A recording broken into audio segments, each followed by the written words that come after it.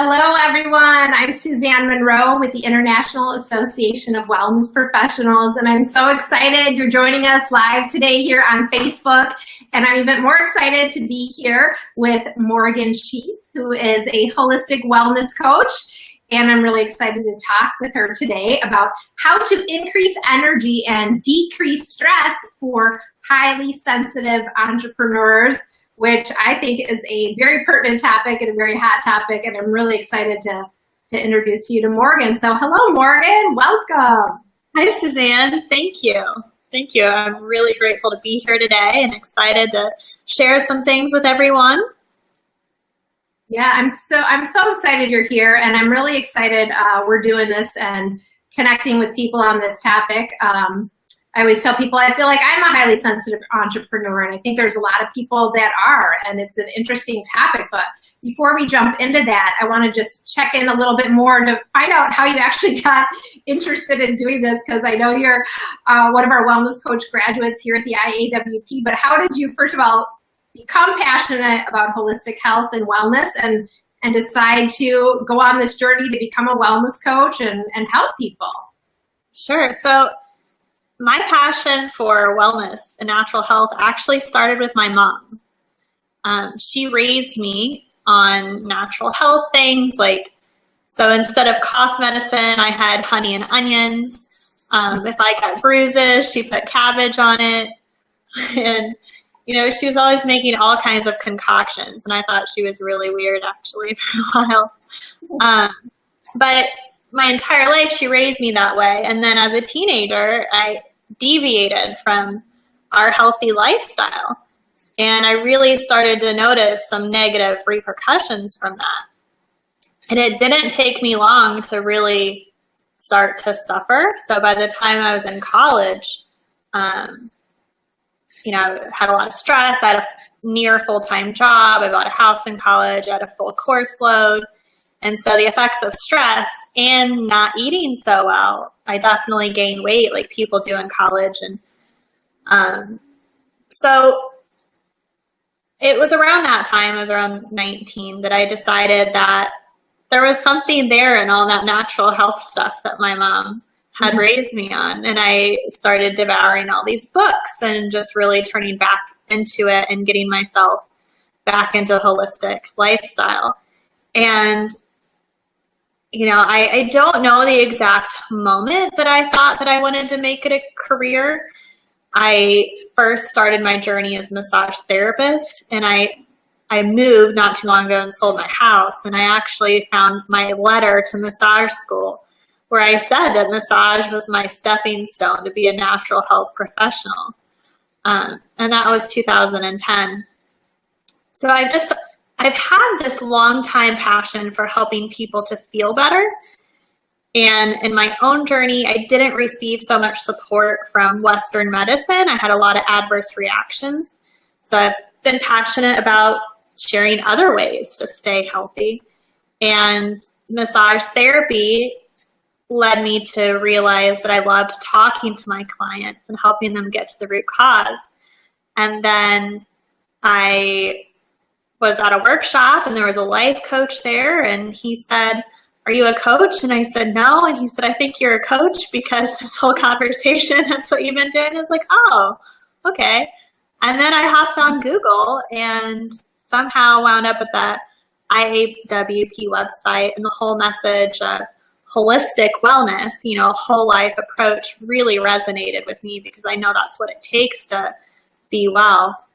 And I just decided at that moment, coaching is for me. That's what I want to do, and they get out there and make this work. Oh gosh, that's so interesting how someone already coaching because you were sharing this passion and sharing this, but you didn't have it in a career, and somebody said to you, "Wait, you're a coach already, you're a natural." Yeah, and this is so silly, but I literally had no idea until I met that man that coaching even existed in the world. I don't know how that was possible, but I really just didn't even know. Well, Yeah, I mean, it's still a fairly new, even though not once you're in the field, you see there's so much happening in the coaching field and the health and wellness field, but, you know, it's still a fairly new field if you look at, you know, even over the past few decades, and I've been involved in the field for over a decade now, but even back then it was, okay, wait, a coach, is this like a football coach or a sports coach, or, you know, what is it? So.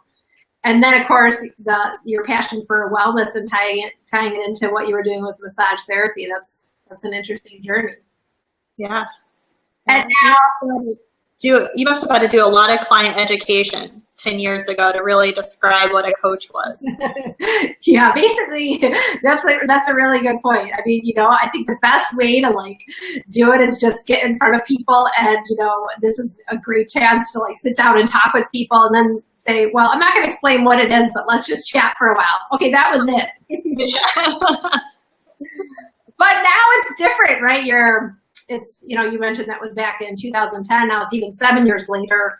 I'm sure there's, as you go and share with people about, and there's a little less explanation, the career part of it. Yeah, definitely. People hear it more. It's more mainstream. It's on TV now a lot, so they're more familiar. And so now I'm curious, because I'm sure there's a lot of little things that happened along the way, but you're now focusing on really supporting a specific group of people with wellness coaching, which is who you call highly sensitive entrepreneurs. I want to hear more about that before I do. What exactly does that mean? So highly sensitive people are wired a little bit different than non-highly sensitive people.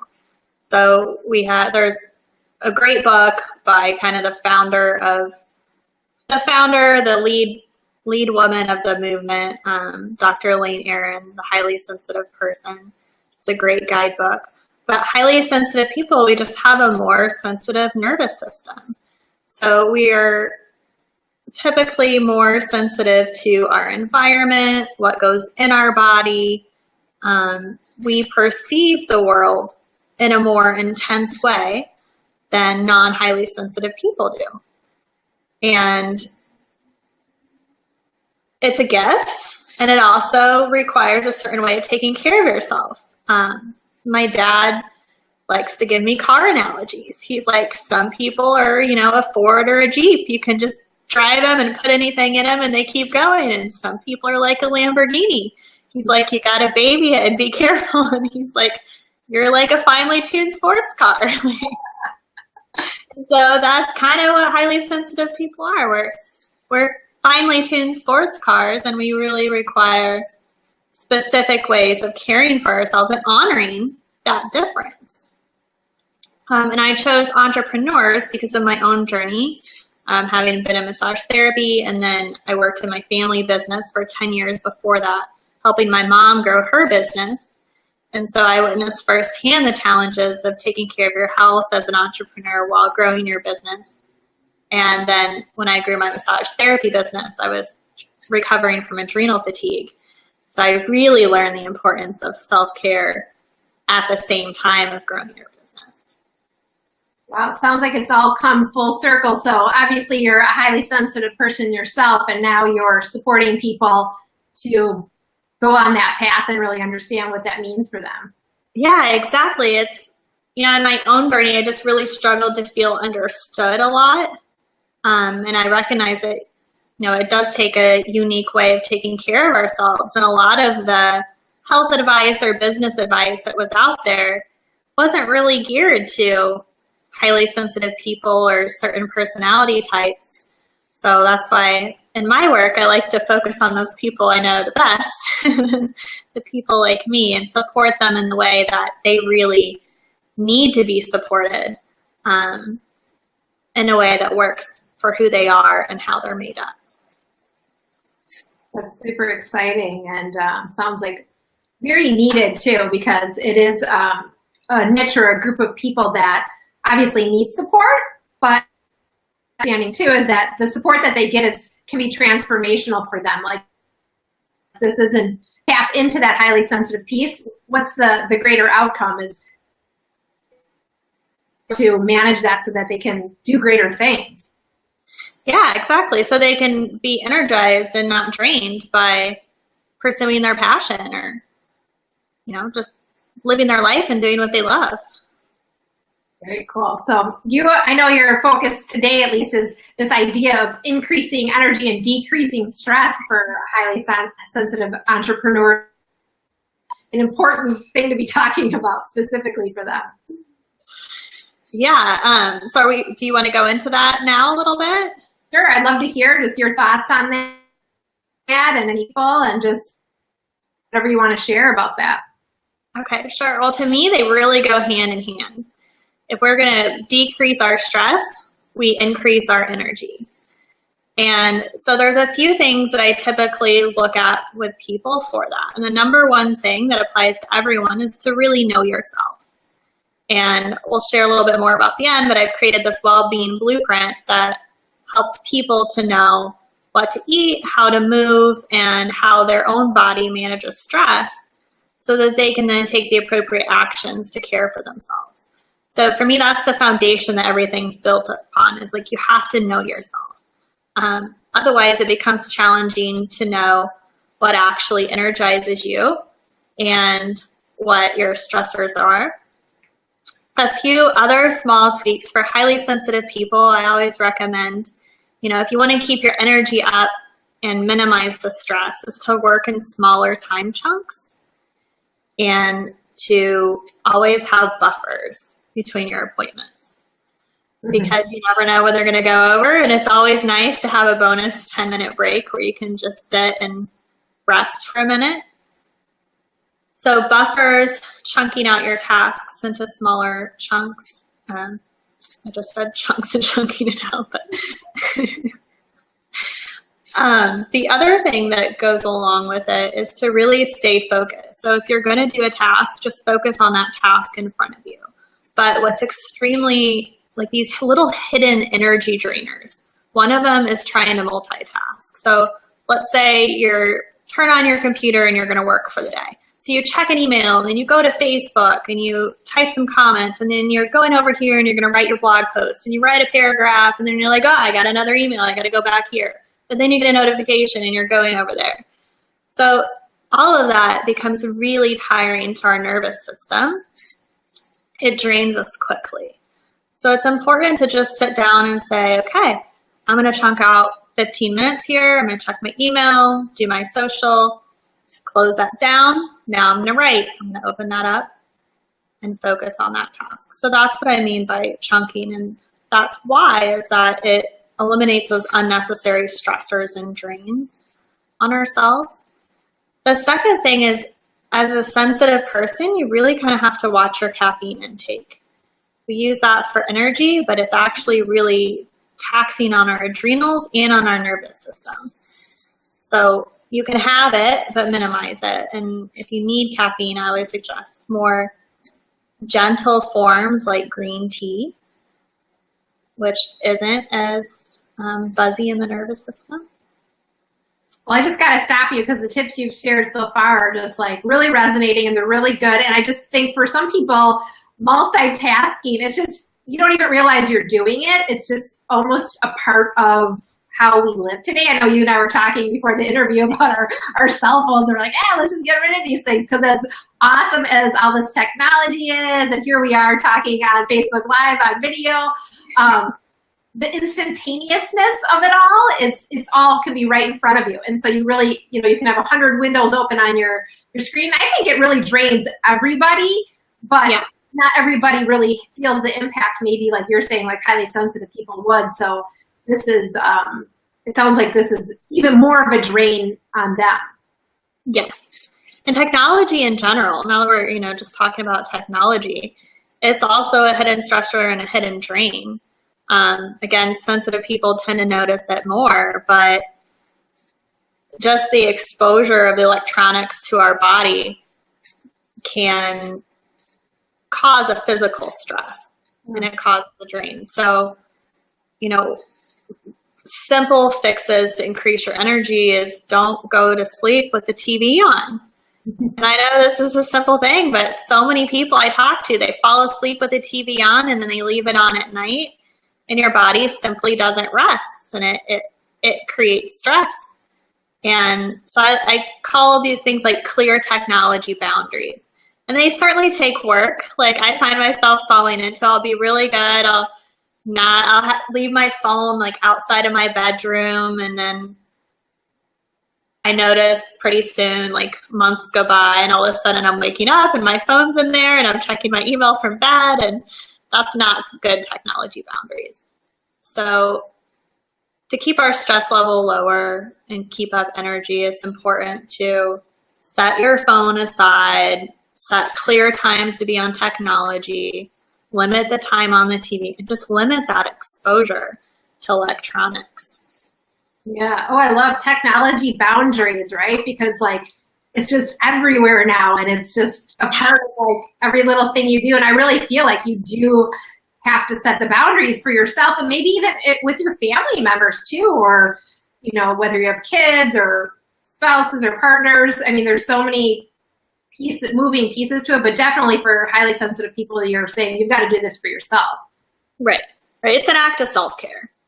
And it's not always easy, but the benefits are there when we take time to do it. Yeah. Well, I didn't mean you to get off track because we were talking about these buffers and the technology, and I think you were in the middle of sharing more tips for increasing energy and decreasing stress. So a big thing for increasing energy is eating in alignment with your body.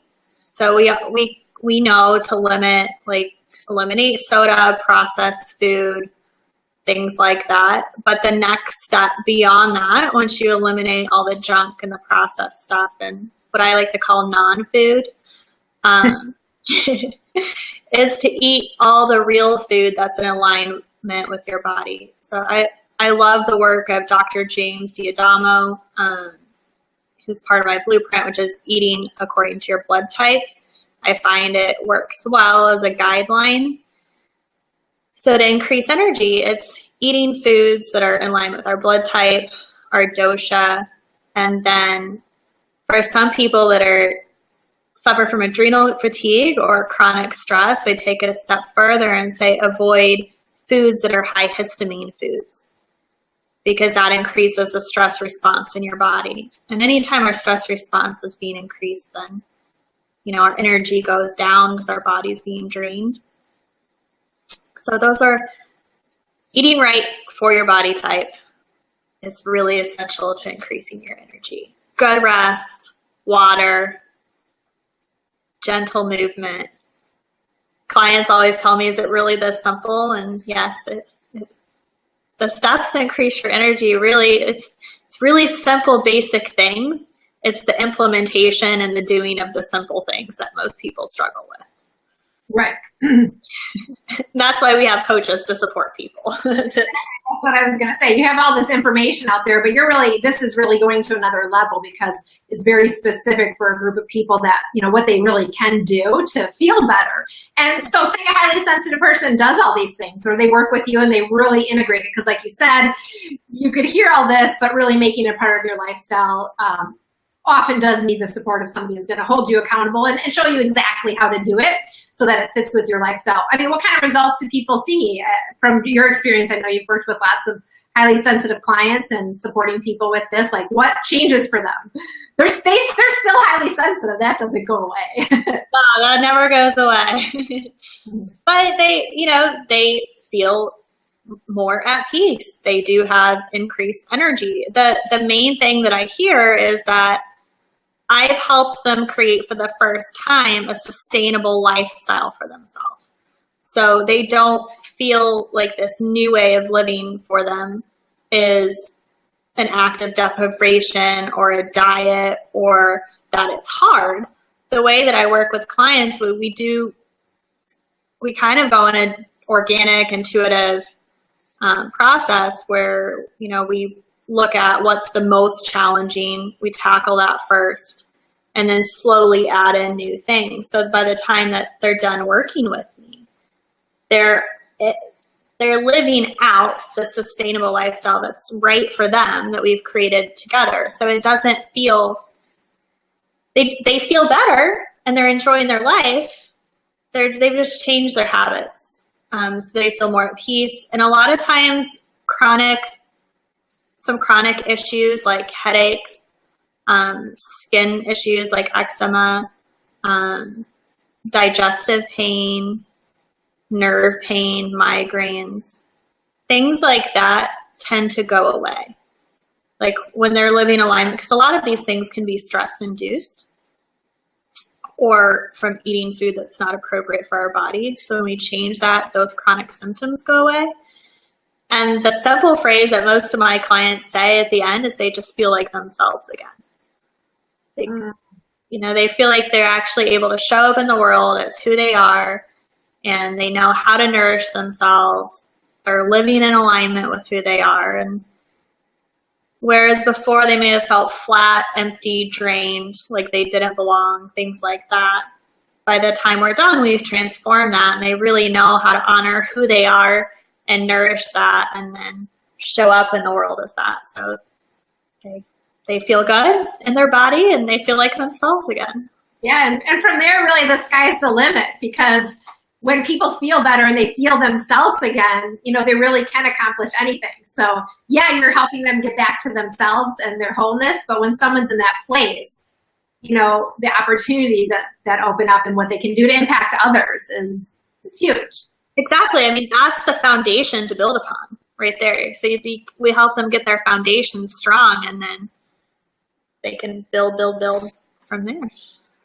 Well, it's exciting. I see people are watching and participating and making some comments. I'll put one up on the screen right there. Mary Libby is saying, you're saying some things I need to work on. I was multitasking just as you started talking about it.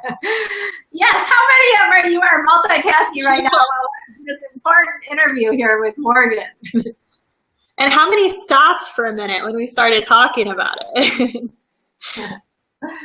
Thanks for posting, Mary, and for sharing with us and just being vulnerable and letting us know what you were up to. Totally normal, but it's just like having that awareness and being here today, and then letting somebody know, hey, this is what I'm doing. Right. Yeah, thank you for sharing that. So we know what what did you say? I said we've all been right there. That's good. And so she heard that. She heard, okay, multitasking. Oh, maybe that's something that doesn't fit with me. Maybe I'm highly sensitive. You also mentioned these various symptoms that people might have, whether it's migraines or digestive issues. Now, obviously, you could have those as a result of something else, but are these indicators or clues like that you have? I mean, what if people are watching today and they're like, I'm not sure if I'm highly sensitive. Is there anything that can help them to say, okay? Yeah, so the best way for them is to go to Elaine Aron's website and take a free quiz that she has to see if you're a highly sensitive person. That's probably the simplest way. But I'll share some things that are identifiers in case they don't want to go do that or they want to know at this minute. And so one thing is you've probably been told most of your life that you're too sensitive. The second thing is, so crowds, loud noises, bright lights, the way fabrics feel are all going to probably affect a person more. So if you're the kind of person that you notice that all of those things are affecting you, then you're probably a highly sensitive person. The other thing is, so some highly sensitive people are also empaths or intuitive. And yeah, I'll repeat that in just a second. So, and if you're an intuitive person or an empath, you may find yourself really being sensitive to the emotions of others. So that's another thing sensitive people tend to struggle with, is being really sensitive to the emotional environment around them. So people, how they're feeling, moods. Let's see, what else? Chemical sensitivities and environmental sensitivities show up a lot. So you'll find yourself having reactions to, skincare, makeup, or foods. Sometimes it shows up as sensitivity to alcohol too. So those are some indicators. I saw a comment flash across asking where people go again. So I don't know the website specifically, but if you just type into Google Dr. Elaine Aaron and highly sensitive person, and you visit her website, you can access the free quiz there to see if you're a highly sensitive person. So step one, maybe you already know you're a highly sensitive person just from your experience or from what you've shared today. If not, take the quiz. Right. But step two, if you're also, some people watching today might be entrepreneurial. They might be actually already holistic professionals, wellness coaches, and they're like, hey, that's me, and I'm highly sensitive. And I know you talked about your well-being blueprint that you have as well.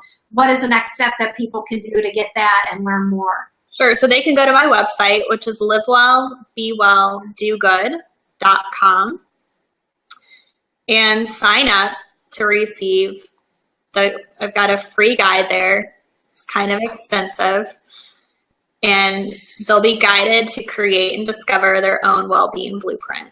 And there's also a link within the guide that you can schedule a free 15-minute call with me to review what you've learned in the guide, and so I can give you some tips to implement what you've learned about your blueprint. And thanks to Kim for posting the link to the quiz there. That was awesome. I appreciate that.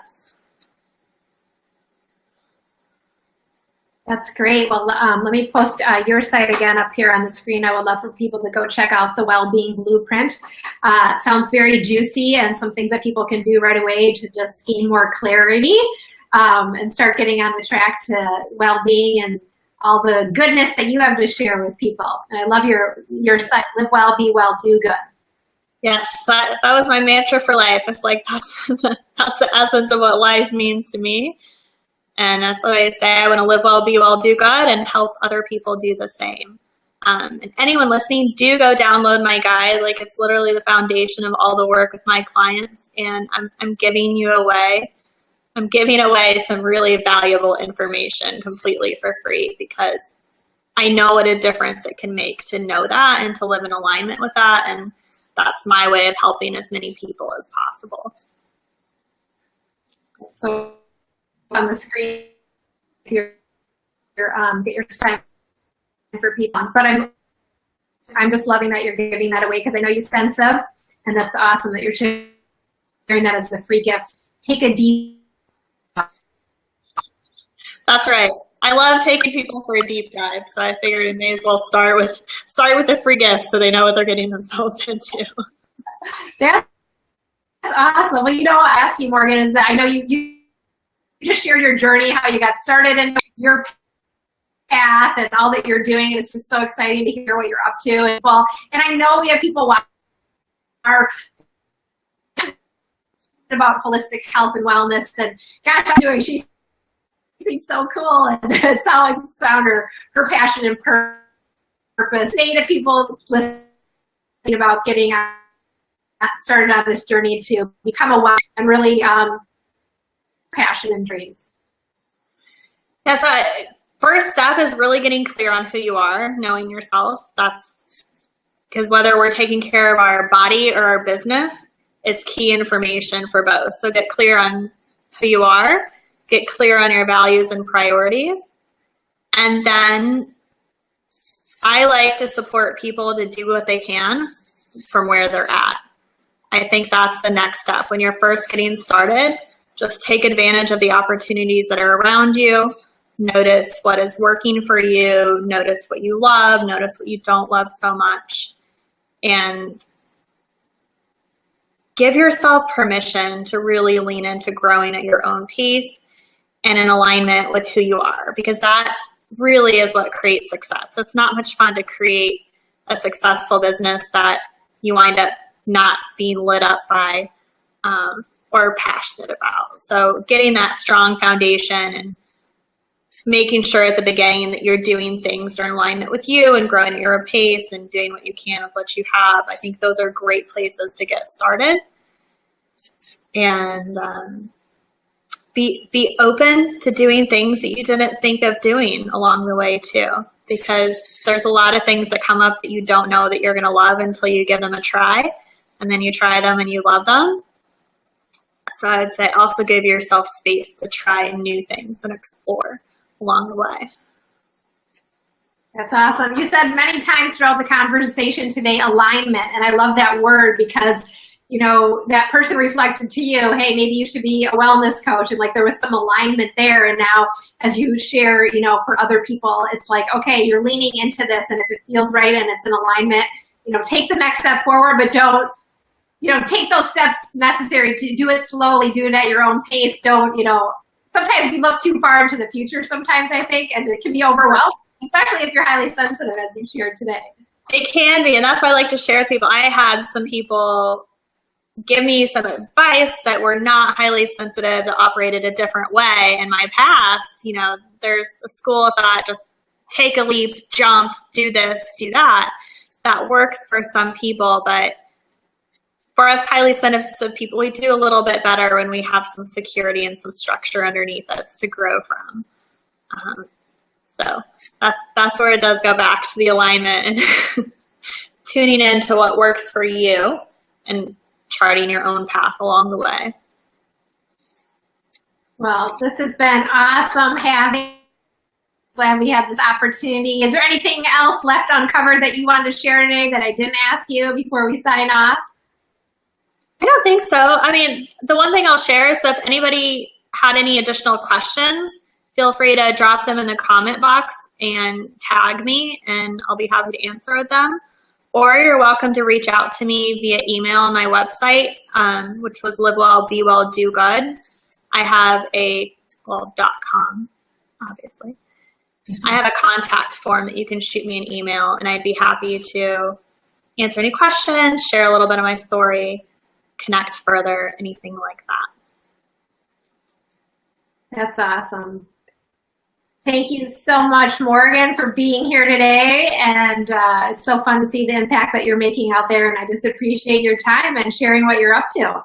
Thank you so much. It was great to be here with you. I really appreciate you having me. And just love the opportunity to share. So thank you. Thanks for being here. Bye-bye. Thanks, everybody, for watching.